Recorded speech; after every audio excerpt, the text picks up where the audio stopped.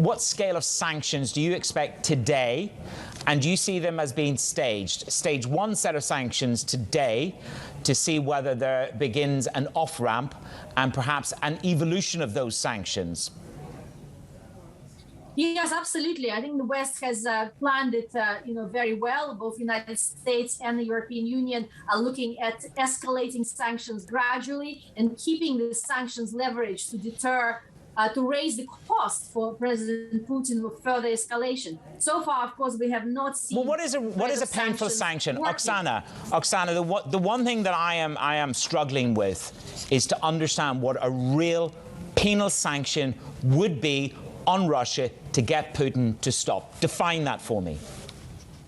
Well, I think it depends who you are in Russia. If you are a private Russian company, listed on London Stock Exchange, if you're a Russian exporter, integrated in the global markets, I think the sanctions that we will see today will be extremely painful. We're already seeing Russian stock market tumbling, ruble, appreciating, the Russian debt is becoming more costly, and Russian companies will be cut off and will not be able to borrow in international markets. If you're President Putin, you have a different kind of calculation. He said very clearly that he doesn't see any sanctions as a threat to Russia. He accumulated 600 billion of reserves. He sees the sanctions giving him rallying around the flag effect. And he thinks that he also has leverage. He threatened potentially to cut off energy supplies to Europe.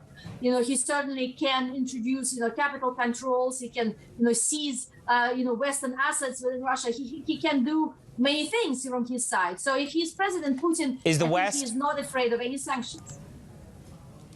Well, he's not afraid, and that certainly comes across very, very clearly in terms of these actions. Yesterday morning we were talking about a potential détente and talks, and here we are at a quasi-full escalation.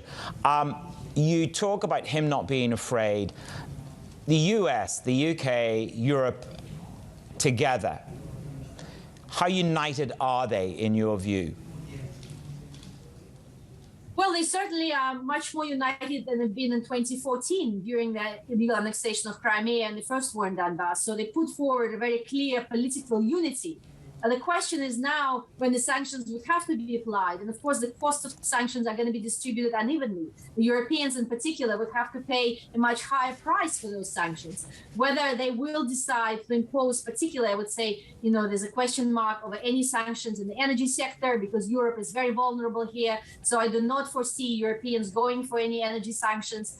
Even the Nord Stream 2 at the moment, given the kind of a limited scale of Russian action in Ukraine, perhaps something which is not going to be taken entirely off the table. At the same time, Europeans and Americans are united in talking about financial sanctions, cutting Russia off the financial markets, targeting Russian banks. So I expect that very much to be unified action. And of course, targeted individual sanctions. Oksana, isn't this the whole point, though? Isn't this the whole point, though? And I am not well enough qualified to define the risk parameters around this, but you may be, which is Europe, the US, etc., fear the weaponization of oil and gas. We've already seen the pain in the gas market and the energy markets, but the jugular with Russia is the 7 million barrels of oil that they export.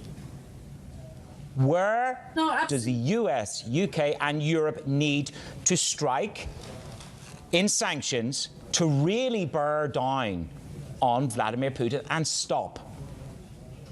I think in the short run, my view has always been that the threat of sanctions, any sanctions, will not deter Putin from doing what he wants to do, because he, as we just discussed, doesn't feel that sanctions are against his, interest staying in power. However, I think sanctions are an important signal, that the West stands with Ukraine, and it is a long game. Sanctions are always long game. It is something which is going to cut off Russia from international markets. And over time, it will certainly penalize and undermine Russia's capacity to grow. But in the short term, just the threat of any sanctions, and of course, you're totally right, Europe cannot threaten, to cut itself off Russian gas in particular. I think oil of course not. is perhaps less so, but gas, it's dependent on Russian gas overwhelmingly.